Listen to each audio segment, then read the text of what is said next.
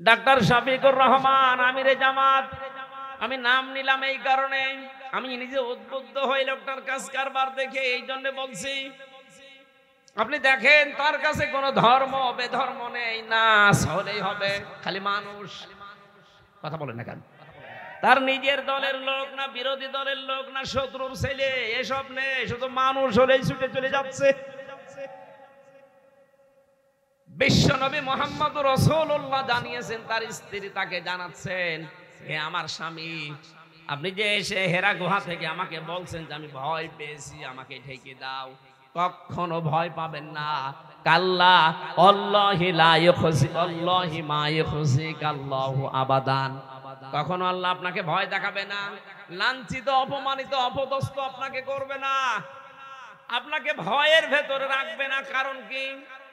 ইন্নাকা লা তাসিলুর রিহমা, আপনি রক্তের সম্পর্ক ঠিক রাখেন।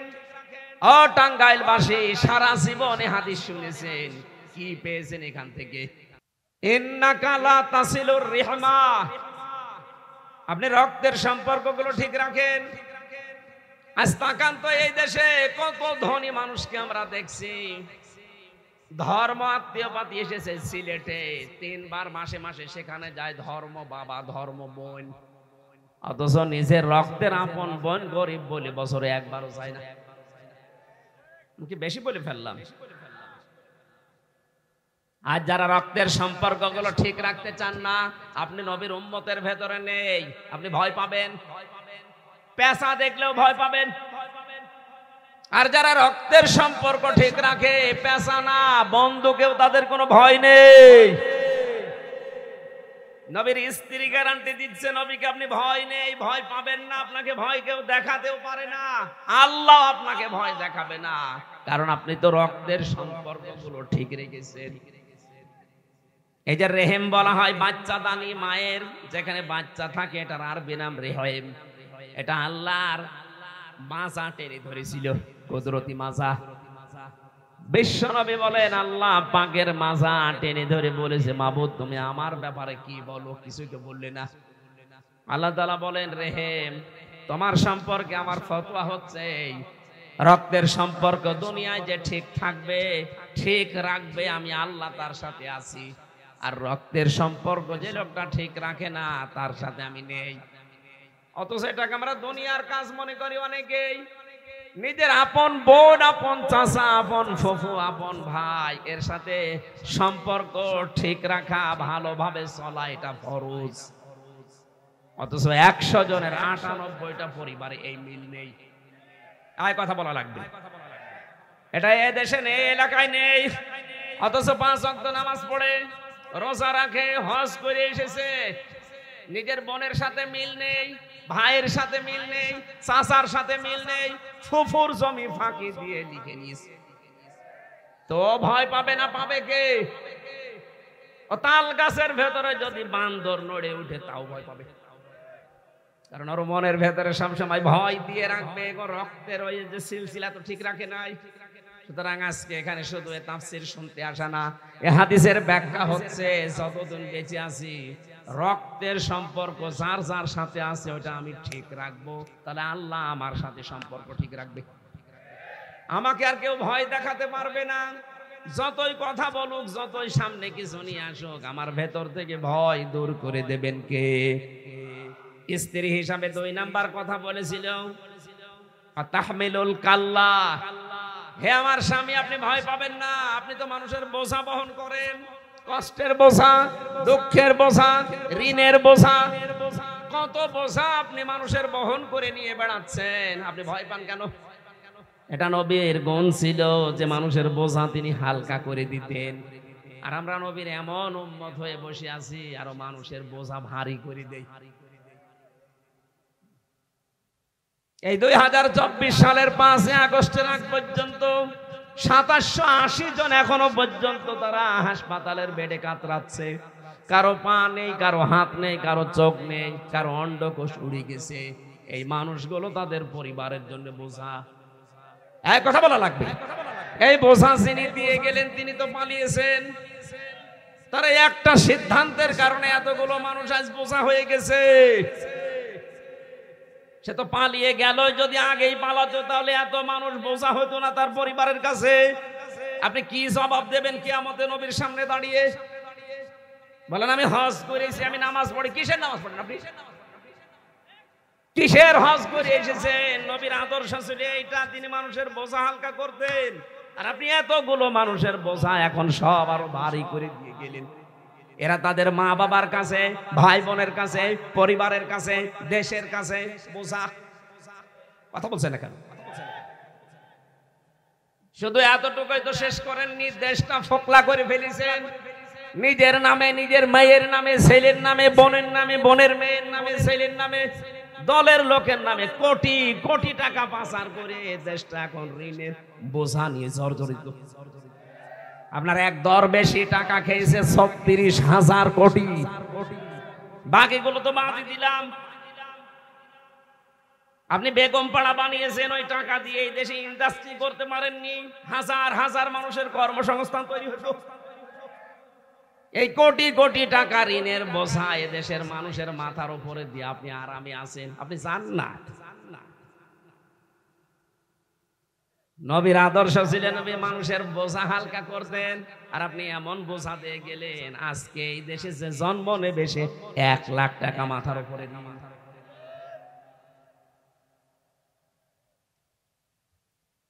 ৩ নম্বরে স্ত্রী বলেছিল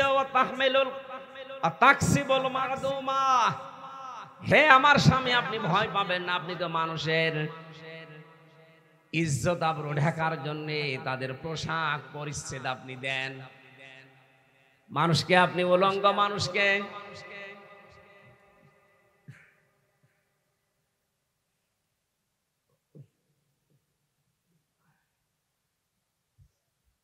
যে মানুষগুলোর পোশাক আশাক নেই তাদেরকে আপনি পোশাক দান করেন। এটা নবীর চরিত্র। আজ তাকান তো এই বাংলাদেশে এই চরিত্র কারা নিয়েছে? কত মানুষ তো দেশে বাস করছে মানুষের পোশাক আশাক দেওয়ার জন্য, মানুষের ইজ্জত আবরু ঢাকার জন্য কারা চেষ্টা করছে আপনার এই চোখে দেখতে পারছেন না? যারা এই কাজ করবে তাদের ভেতর থেকে আল্লাহ ভয় তুলে দেবে, আর যারা এটা করবে না তাদের ভেতরে শত ভয় আল্লাহ তৈরি করে দেবে। সুতরাং যারা অর্থের মালিক বৈধভাবে অবৈধভাবে যেভাবে হয়ে থাকেন না কেন, মানুষের ইজ্জত আবরু ঢাকার জন্য চেষ্টা চালান। একটা মানুষের ঘর উড়ে গেছে, ভেঙে গেছে, আপনার টাকা ব্যাংকে রাখার জায়গা হচ্ছে না কেন? তারে ২ লাখ টাকা দিয়ে একটা ঘর বানিয়ে দেওয়া যায় না? এই কথা বলছেন না কেন? এই কাজটা কে করছে আপনি দেখতে পাচ্ছেন না? এমনিতেই মানুষের মন আপনার দিকে ঝুঁকবে। আজকের জরিপ দেখেছেন, একটা হিন্দু তারা জিজ্ঞাসা করেছে তুমি কাকে চাও আগামীতে? এই যে সরকার এখন দেশে আছে অন্তর্বর্তীকালীন তো চালাচ্ছে, বলছে হ্যাঁ। এরপরে কাকে চাও? কয়েকটা দলের নাম দেখলাম, বলছে একটা হিন্দু বেটাই যে এখানে কি দেওয়া আছে এটা দেখলেই তো বোঝা যায় দাদা। সাংবাদিকের সামনে দাঁড়িয়ে বলছে বহু মানুষকে তো দেখেছি এদেশে, আমরা বিএনপি দেখেছি, আওয়ামী লীগ দেখেছি, জাতীয় পার্টি দেখেছি, জামাত দেখতে বাকি আছে, এটা দেখতে চাই। আপনি বলেন তো একটা অমুসলিম সে তো আপনার ধর্মের লোক না, সে তো ওই সমস্ত জেনারেল দলগুলোর কথা বলার দরকার ছিল। কোন কারণে এই নামটা বলছে? আগস্টের ৫ তারিখের পর থেকে অক্টোবরের ১৩ তারিখ পর্যন্ত আপনি একটু জরিপ চালান, কার ঘর নেই, কার ছেলে মারা গেছে, কোন মানুষে হিন্দু হোক মুসলিম হোক দেখা দেখি নেই, মানুষ কিন্তু চেষ্টা চালাচ্ছে সেখানে যতটুকু পারে গিয়ে। আমার কুষ্টিয়ায় আমার গ্রামের বাড়ি হালসা পাটিকা বাড়ি, একটা হিন্দু এই যে এই বন্যার কারণে, বন্যা নাকি অতিবৃষ্টির কারণে তার ঘরটা ভেঙে শেষ হয়ে গিয়েছিল।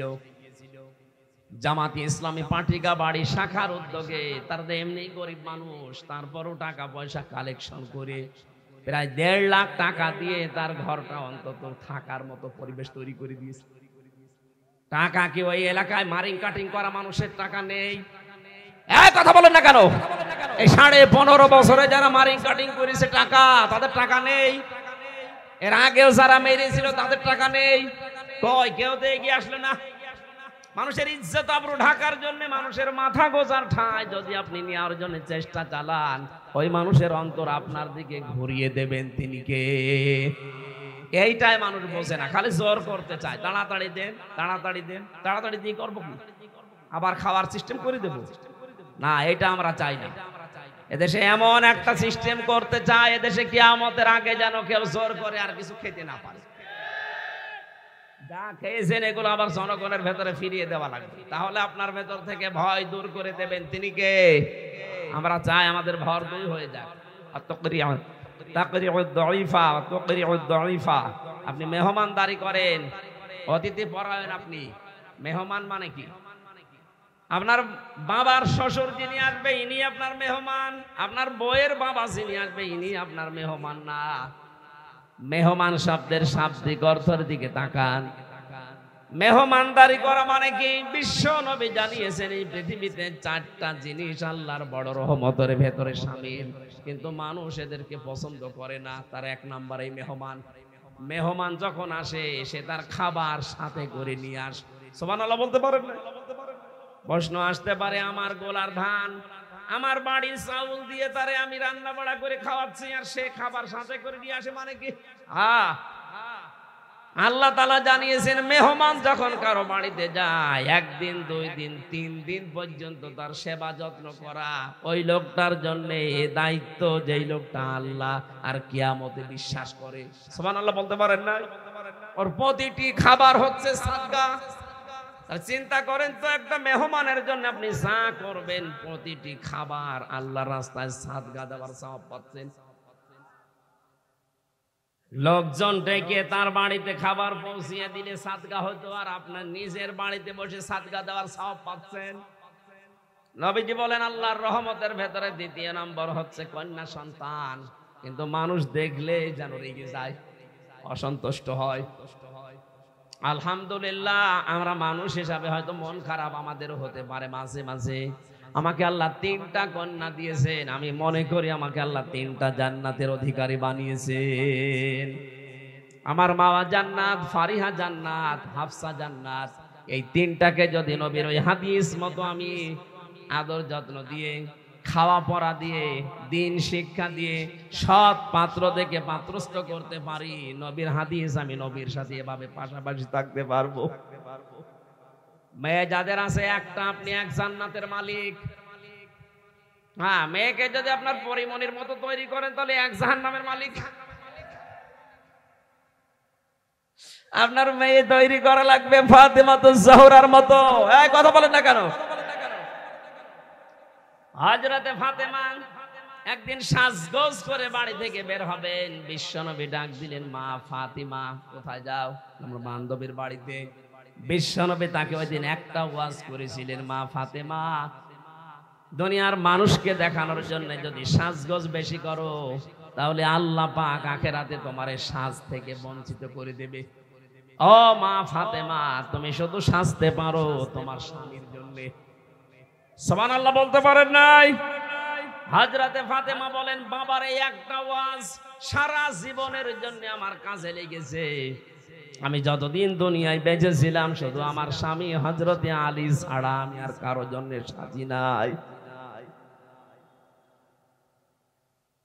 স্বামীর প্রতি দায়িত্ব কর্তব্য নবীজি তাকে বিয়ের সময় বুঝিয়েছিলেন, মা ফাতিমা, তুমি যতদিন আমার বাড়িতে ছিলে রাজকন্যা হয়েছিলে, এমনিতেই তুমি আমার ছোট মেয়ে, আর ছোট মেয়েকে মানুষ এমনিতেই বেশি একটু ভালোবাসে। কথা বলে না কেন? তুমি আমার কাছে যা চেয়েছো আমার সাধ্য মতে আমি যা পেরেছি দিয়েছি, কিন্তু আজকে একটা নতুন পৃথিবীতে পাঠালাম। যদিও আমার চাচাতো ভাই হয়, কিন্তু একটা নতুন জায়গা। তোমার স্বামী হযরত আলী, সাবধান, শরীয়তের কোন কারণে যেন তোমার উপর সে রাগ করে না থাকে।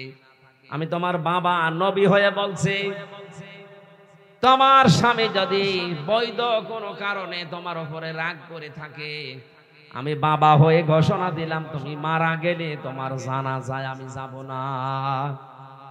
আজ যদি বাংলার বাবারা এভাবে নিজেদের মেয়েদেরকে বিয়ের সময় উপদেশগুলো দিয়ে একটু সংশোধন করে দিত, এই দেশে কোনো মেয়ের ডিভোর্স হইতো না। আরো যাওয়ার সময় সাহস দেয়, তোর কিছু হলে তুই চলে আসবি, তোর অন্য জায়গায় বিয়ে দেবো। আপনি এক মেয়ে বিয়ে দেবেন কয় জায়গায়? টাঙ্গাইল বাসী এই জন্য যাদের কন্যা হয়েছে বা হচ্ছে, যা শুনছেন যে পেটে কন্যা আছে, আমি তো ছেলে চেয়েছিলাম কিন্তু আল্লাহ আমাকে ছেলে দেয়নি, মেয়ে দিয়েছে। অনেকে মনে করছে হুজুরের রাগ, না কোনো রাগ নেই। আমি বিশ্বাস করি আল্লাহ আমাকে ভালোবেসে ওই মেহমান যেমন পাঠায় রহমত হিসাবে, 3টা মেয়েকেও আল্লাহ পাঠিয়েছে রহমত হিসাবে। জোরে বলেন সুবহানাল্লাহ। নবীজি বলেন যার 2টা মেয়ে আছে সে যেন বিশ্বাস করে আল্লাহ তাকে 2টা জান্নাতের মালিক বানিয়েছে। যার 3টা মেয়ে আছে বিশ্ব নবী বলেন তাকে আল্লাহ 3টা জান্নাতের মালিক বানিয়ে দিয়েছে। 10টা ছেলে হলে তাকে 10টা জান্নাত দেওয়া হবে, একটা হাদিস আছে। বলেন এজন্য যাদের মেয়ে আছে কন্যা সন্তান, এটা আল্লাহর রহমত। 3 নম্বরে বৃষ্টি, যদিও মানুষের মন খারাপ হয় কিন্তু এটা আল্লাহর রহমত।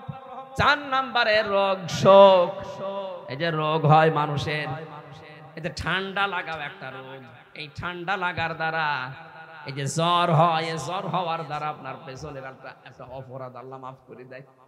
এটা রহমত না? এই কথা বলেন না কেন?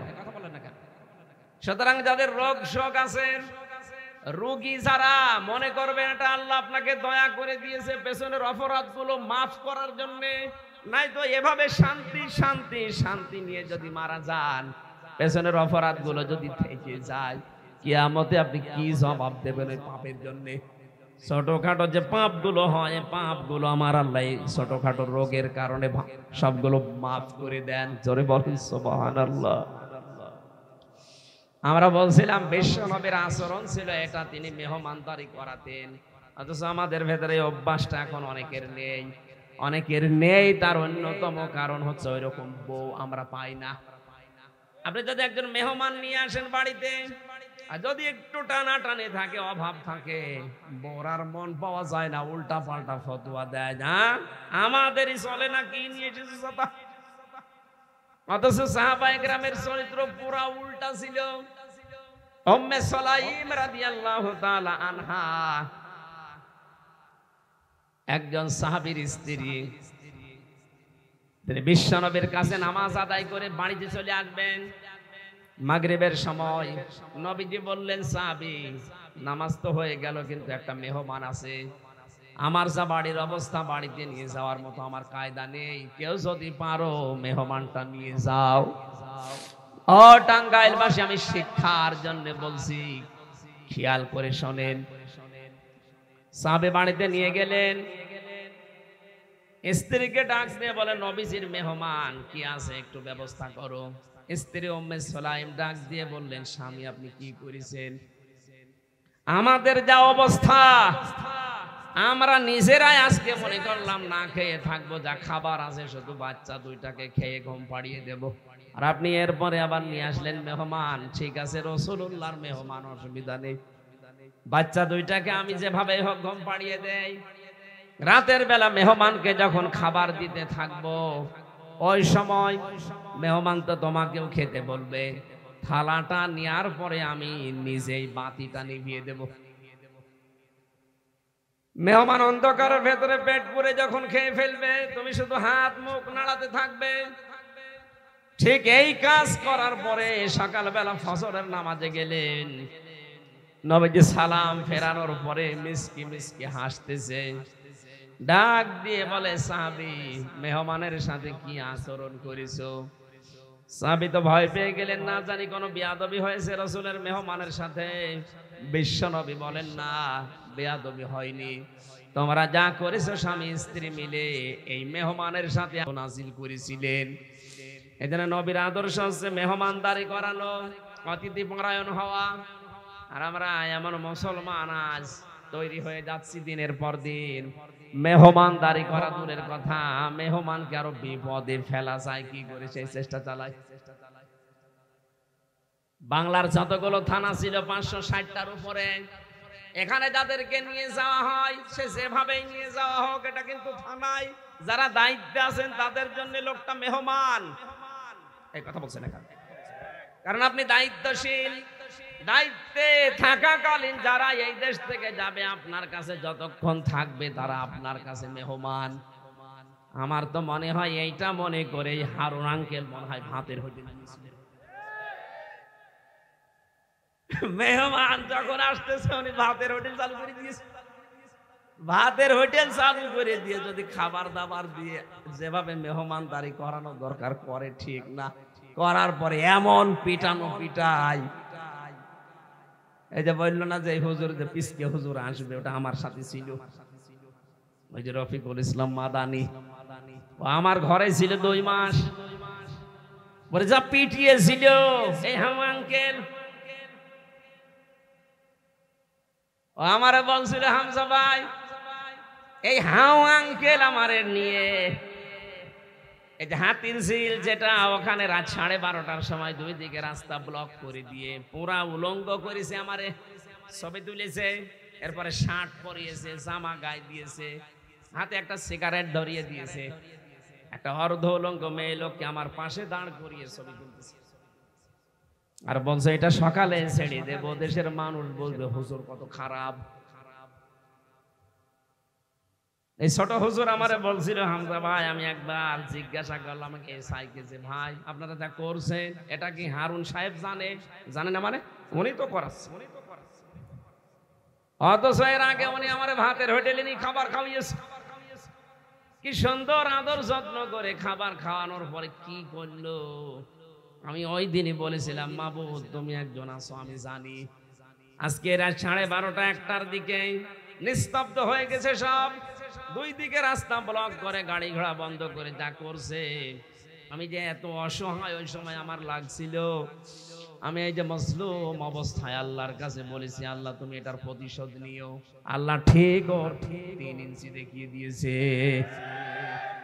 হারুন আঙ্কেল 6 ইঞ্চি, আরো জোরে বলেন। পৃথিবীতে এখন জিকির হয়ে গেছে এটা,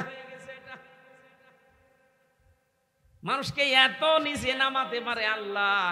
এই লোকটা না দেখলে আমি বুঝতাম না এটা আলেমের বরদোয়া। আগার মেহমানের সাথে 15.5 বছর আপনারা যা যা করেছেন, ব্যারিস্টার আরমানের সাথে কি করলেন? একটা জীবিত মানুষকে 8টা বছর মাটির নিচে একটা কবর সেলের ভেতরে রেখে দিলেন, আপনি পারলেন কি করে? আরে ভাই ওটা তো আপনার মেহমান ছিল, আপনি তারা এমনি গুম করে রেখেছেন। যদি আপনি ওইভাবে রাখতেন তাও তো আল্লাহ আপনাকে মাফ করতো। কি করলেন? এই যে পার ভেতরে এইভাবে দেয়, আমি দেখেছি, আমার নিয়ে গিয়েছিল, আমি তো 10 দিন ছিলাম, এইভাবে পায়ের ভেতরে হাত দেয়, এবার সামনে থাকে লোহার যে রড, এর ভেতরে হাত দিয়ে বেল দিয়ে আটকিয়ে দেয়। আপনি শুয়ে থাকবেন, বসে থাকবেন না, 24 ঘন্টা এভাবে থাকেন। 1.5 থেকে 2 মিনিট দেয় টয়লেটের সময়, তা 2 দিন 5 দিন 7 দিন পরে ছেড়ে দিলে হয়, বছরের পরে বছর। আমি ওখানে শুনেছিলাম 14 বছরে একজন করি আছে। কি মনে করেন বলেন তো, এই যে শুয়ে থাকা এটা যে কত বড় নিয়ামত। আমার সাথে মুফতি ফখরুল ইসলাম ছিল, পরে ওইভাবে রেখেছে। ও আমারে বলছিল, মাওলানা এত কষ্ট আমার কাছে মনে হয়েছে, মাঝে মাঝে বলতাম আল্লাহ তুমি আমারে মরণ দিয়ে দাও, আমি আর পারি না। এই যে শুয়ে থাকা এটা যে কত বড় নিয়ামত, মাটির সাথে পিঠ দিয়ে, এটা আমি বোঝাতে পারবো না, ওই সময় বুঝেছিলাম। এই জন্য আমার পাশের রুমে যখন ছিল দেখতাম রাতের বেলা ছাটপাট হয়ে পিঠ ছেড়ে দিয়ে ঘুমিয়ে পড়ত। মাঝে মাঝে ডাক দিয়ে তাহাজ্জুদের সময় বলতাম, ভাই আপনি এইরকম করে শোন, কেন শোয় আপনি বুঝবেন না। আমার 3টা বছর এভাবে 3 মাস এক আধারে রেখে দিয়েছিল। আমি যে শুয়ে থাকবো জীবনে আমি কোনোদিন কল্পনাও করি নাই, যদিও মৃত্যু কামনা করা জায়েজ নেই। তারপরে কষ্ট সহ্য করতে না পেরে শেষ পর্যন্ত বলতাম আল্লাহ তুমি আমার মরণ দিয়ে দাও। আমার মাত্র 10 দিন রেখেছিল রিমান্ডে। আমার এই যে এখনো পর্যন্ত পিঠে হাড়ের ভেতরে ব্যথা করে, আমি বসে থাকতে পারি না। যে বসে থাকা শুয়ে থাকা এটা যে কত বড় নিয়ামত, এই নিয়ামত থেকে আপনারা বঞ্চিত করেছেন এই মেহমানগুলোকে। তা ঘন্টার পরে ঘন্টা না, দিনের পরে দিন, মাসের পরে মাস, বছরের পরে বছর। আপনি হিসাব করেন বিবেক দিয়ে, একটা মানুষ 8 বছর 10 বছর পরে মাটির নিচ থেকে বের হয়ে আসতেছে, ও লোকটা জানে না যে এটা কোন বছর, এটা যে 2024 সালও জানে না, এটা যে কোন মাস ও তাও জানে না, যে কি বার কয়টা বাজে কিচ্ছু জানে না। এক একজনের নখ হয়ে যায় এত বড় বড়,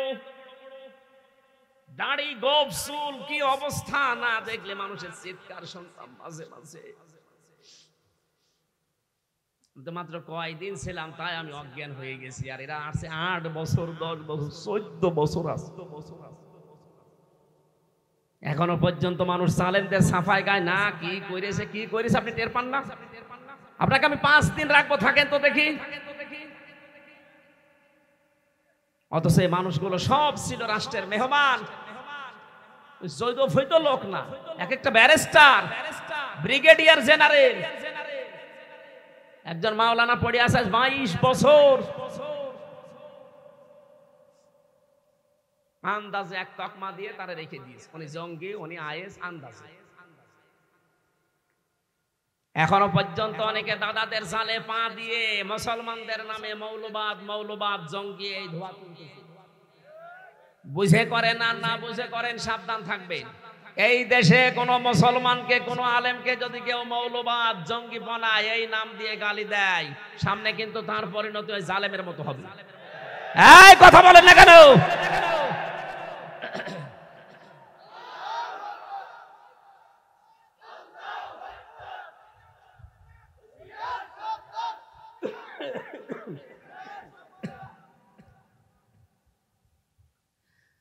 আমি সালেমদের এই কাজগুলো খুবই ঘৃণা করি এই কারণে, কারণ আমি কাছ থেকে দেখেছি।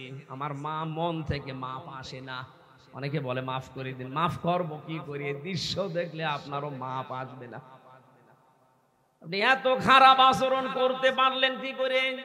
আপনি অথচ নিজে জানে যে এই হুজুর কিছু জানে না, এটা নিরপরাধ মানুষ, বাড়ি থেকে দোকানদারি করছিল, দোকান থেকে ধরে নিয়েছে জঙ্গিবাদ, এই মামলা দিয়ে 10 বছর আপনি আটকে রাখলেন।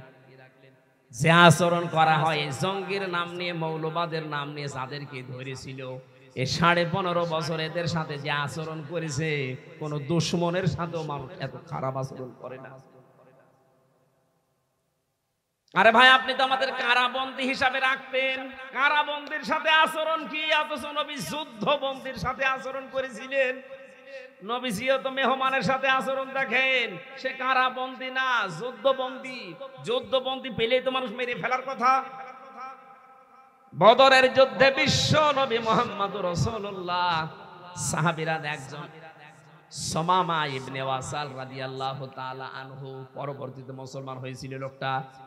বদরের যুদ্ধে তাকে ধরে নিয়ে আসলেন, মসজিদে নববীতে খুঁটির সাথে টাইট করে বেঁধে রাখলেন। গভীর রজনীতে নবী বন্দী যুদ্ধ যারা আছে তাদেরকে দেখতে গেলেন। দেখলেন ওই লোকটা দাঁড়িয়ে, উনি ছিলেন ইয়ামামার বিগ লিডার, বড় বড় নেতা ছিলেন। তার চেহারা শান্তি ওই রকম বড়। কাছে যে বললেন, সুমামা কেমন লাগে, কি করব তোমার সাথে তুমি বলো দেখি। সুমামা ডাক দিলে বলে, মুহাম্মদ সাল্লাল্লাহু আলাইহি সাল্লাম, ইচ্ছা হলে আপনি মারতেও পারেন, ছেড়েও দিতে পারেন। নবীজি বললেন, সুমামা এই জগৎই শেষ না, এর পরে আরেকটা জগৎ আছে, ওখানে কিন্তু জবাব দেওয়া লাগবে জীবনের। তুমি যেহেতু ইয়ামামার বিগ লিডার, আর লিডার হতে হলে তো একটু জ্ঞান বুদ্ধি লাগে, শিক্ষা দীক্ষা লাগে, তোমার আছে, বিবেকটা কাজে লাগাও, দুনিয়া কিন্তু শেষ না। ইসলামের সৌন্দর্য গুলো তার কাছে তুলে ধরলেন একটার পরে একটা।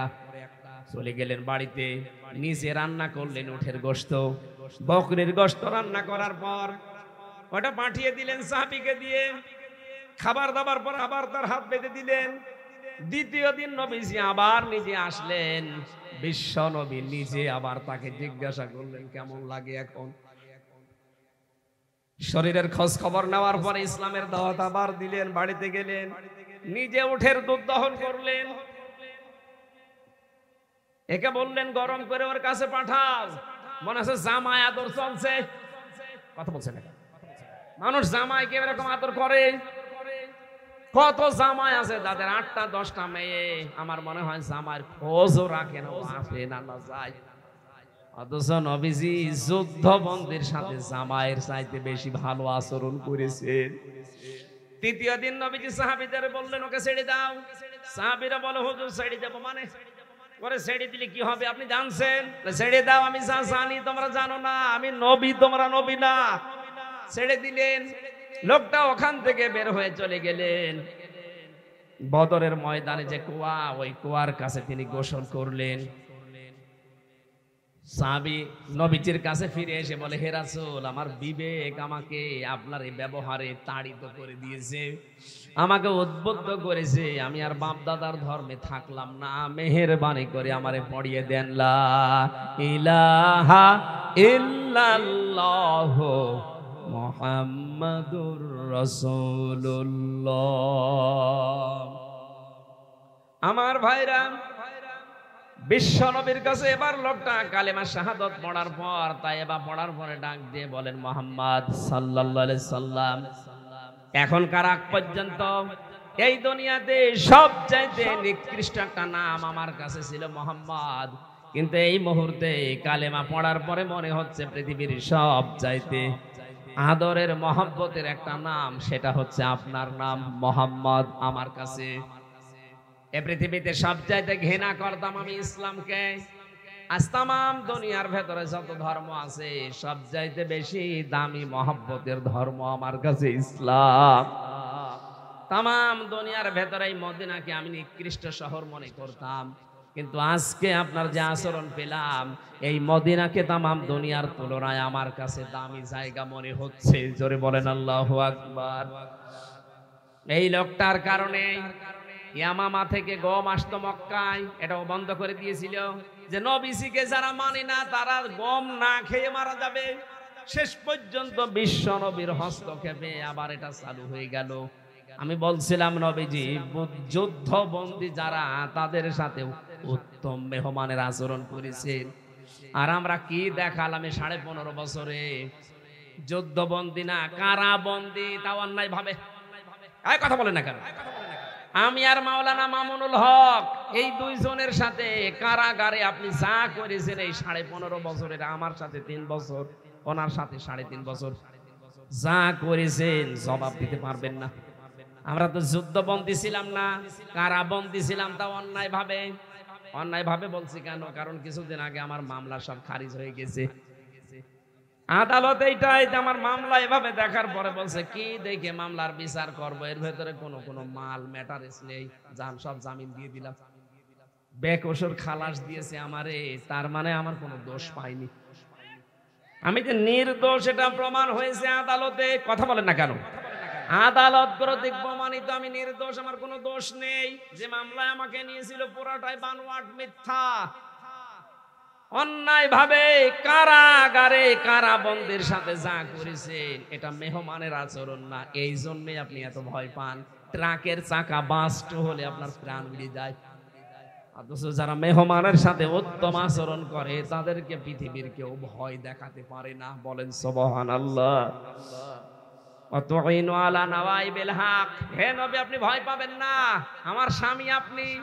খাদিজা বলতেছে কোনো ভয় নেই আপনার, কারণ আপনি হককে প্রতিষ্ঠার জন্য চেষ্টা চালান, সাহায্য করেন। সুতরাং আজকে আমাদের এই পৃথিবীতে আমরা সবাই জানি হক হচ্ছে আল্লাহ। কথা বলেন না কেন? এবার ফতোয়া দেওয়া লাগবে, ওয়াজ করা লাগবে হককে। আরো জোরে বলেন হককে, আরো জোরে বলেন হককে।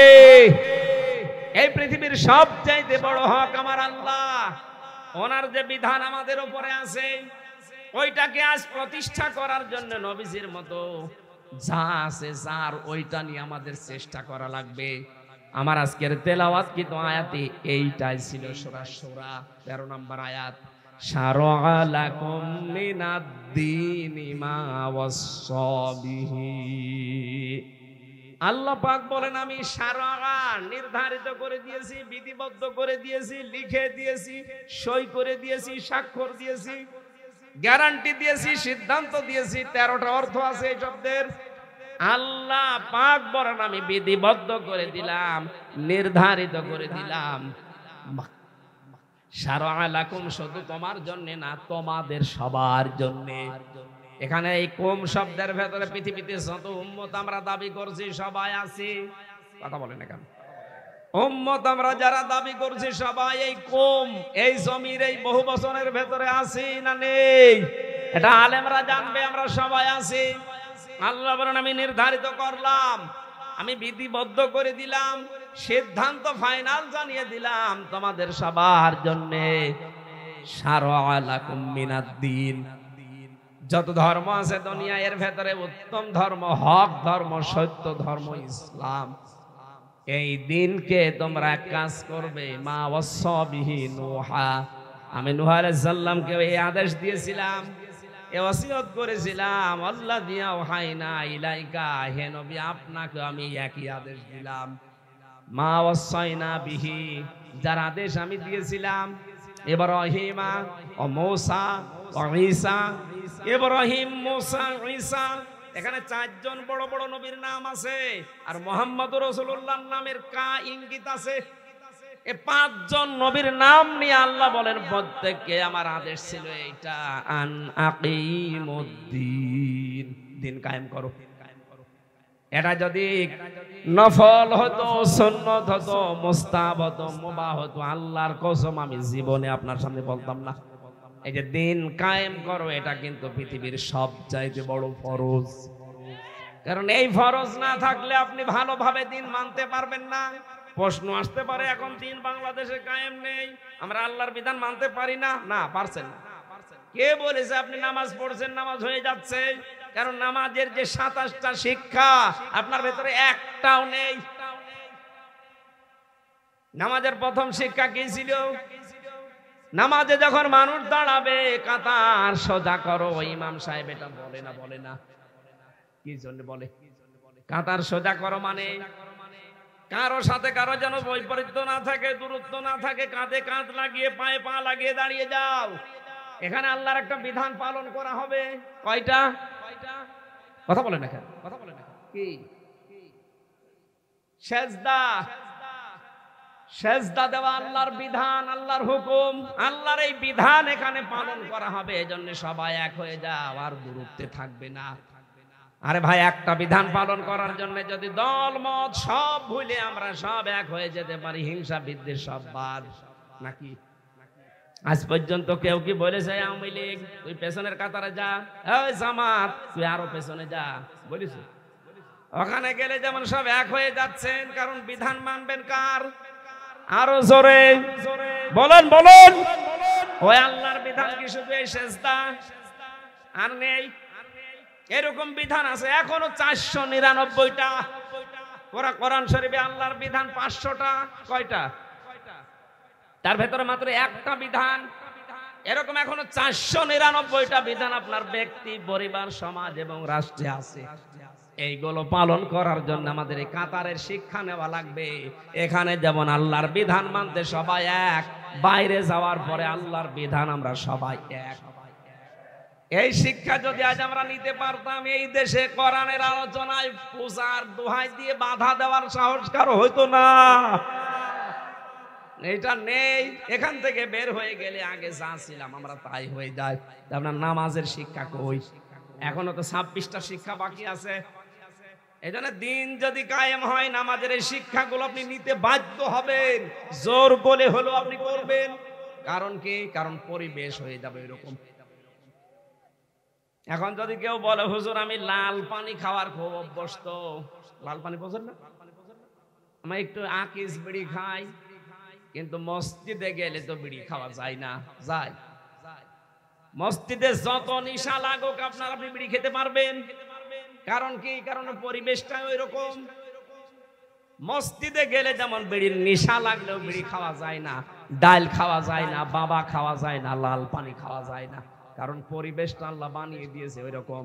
আল্লাহর বিধান যদি এই জমিনে কায়েম থাকে, আল্লাহর কসম পুরা 56,000 বর্গ মাইল হয়ে যাবে মসজিদের মতো। তখন আপনার আর বিড়ি খেতে মনে চাইবে না, বাবা খাওয়ার মন হবে না, লাল পানি খেতে মনে চাইবে না, কারণ পুরা জায়গাটাই জান্নাত। এই জন্য নাকিমুদ্দিন দিয়েছেন। প্রতিটি নবীকে বলেছিলাম যা করো দুনিয়ায় দিন কায়েম করো আগে, ওয়ালা তাতাফাররাকু ফি, এই বিষয়ে কোনো ফতোয়াবাজি করবা না।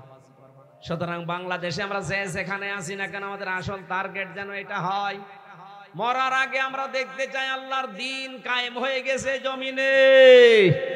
হ্যাঁ, এটা শুনলে খারাপ লাগবে কাদের? না না, কাবুর আলাল মুশরিকিনা মা তাদউহুম ইলাই, এর পরের শব্দ হে আল্লাহ পাক বলেন, হে নবী, আপনি যখন এই দিন কায়েমের জন্য ডাকবেন, দুনিয়ায় যারা মুশরিক তাদের কাছে এটা খুব খারাপ লাগবে। তাহলে আমি আজকে দিন কায়েমের জন্য আহ্বান জানাচ্ছি। দিন কায়েমের জন্য 4টা বিষয় লাগে।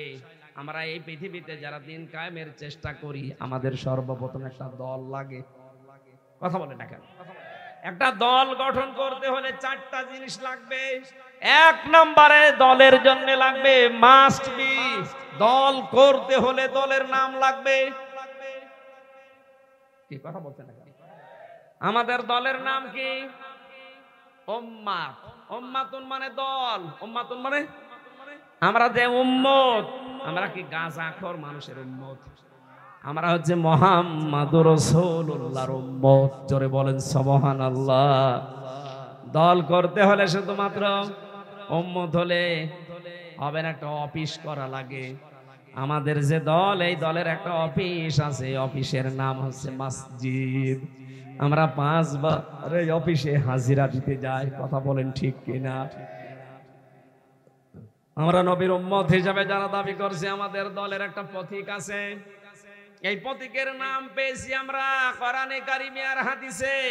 হয় দাড়ি হবে, নাই টুপি হবে, নাই ন্যায় বিচারের মানদণ্ড হবে, যেটা মিজানের পাল্লা, দাড়ি পাল্লা বলা হয়। এগুলো সব আমি বানালাম।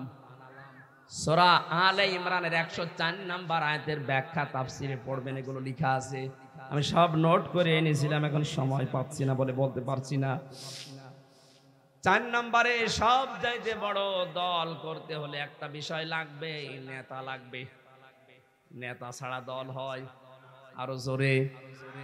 নেতার ভেতরে যিনি পৃথিবীর সর্বশ্রেষ্ঠ নেতা, আল্লাহর ঘোষণা দেওয়া নেতা, তিনি হচ্ছেন মুহাম্মাদুর। সুতরাং আমরা যারা মুসলিম, আমাদের যে দল, এই দলের নেতার নাম মুহাম্মদ সাল্লাল্লাহু আলাইহি সাল্লাম। যেই দলের নেতার আদর্শ মুহাম্মদের আদর্শের সাথে মেলে না, ওই দলে মুসলমান থাকতে পারে না। বলেন, এরপরও যদি জেনে শুনে যেই দলের নেতার আদর্শ মুহাম্মদুর রাসূলুল্লাহর সাথে মিলছে না, এরপরও কেউ যদি যায়, ও যেন জাহান্নামে যাচ্ছে। এবার আপনি যান, কোথায় যাবেন? আল্লাহর দিন কায়েমের জন্য কথা বলতে গেলে খারাপ লাগবে। কাবুরা দিয়েছেন, কাবুরা আলাল মুশরিকিনা মা তাদউহুম ইলাই। সবচাইতে বেশি খারাপ লাগবে দুনিয়ায় তাদের যারা মুশরিক। আপনি কি মুশরিক নাকি? আপনি কি শিরিক করেন? তাহলে দিনের দিকে ডাকলে খারাপ লাগবে তাদের, ইহুদিদের, খ্রিস্টানদের, বৌদ্ধদের, মাজুসীদের, হিন্দুদের না, যারা শিরিক করে।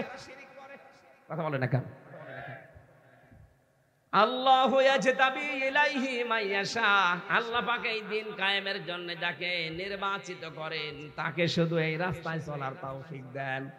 বাংলাদেশে 100 জনের মাত্র 35 জন মানুষ দিন কায়েমের আন্দোলনে এখন আছে। এই আয়াত অনুযায়ী আমি বলতে পারি, আল্লাহ এই 35 জন মানুষকে নির্বাচিত করে নিয়েছেন। ওয়াহদি, তিনি দেখাবেন, ইলাইহি মাইয়ুনিব, তার দিকে যে ধাবিত হতে যায়, তার দিকে অভিমুখী হতে চায়, আল্লাহ তাকে হেদায়েতের রাস্তা বলে দেবেন। সুতরাং এই পৃথিবীতে প্রতিটি নবীর 1 নাম্বার দায়িত্ব ছিল দিন কায়েমের চেষ্টা করা। 2 নম্বরে আমি শিক্ষা পেয়েছি, দিন কায়েমের কথা বললে সবচাইতে বেশি খারাপ লাগবে, কষ্ট লাগবে মুশরিকদের। 3 নম্বরে দিন কায়েমের পথে সবাই আসতে পারবে না, আল্লাহ যাকে নির্বাচিত করবেন সে আসবে। 4 নম্বরে আল্লাহর অভিমুখে যে লোকটা হবে, আল্লাহ তাকে রাস্তায় চলার তৌফিক দেবেন। আল্লাহ আয়াতের 4টা বিষয় যেন আমাদেরকে বুঝে অনুধাবন করার তৌফিক দেন। বলেন আমিন।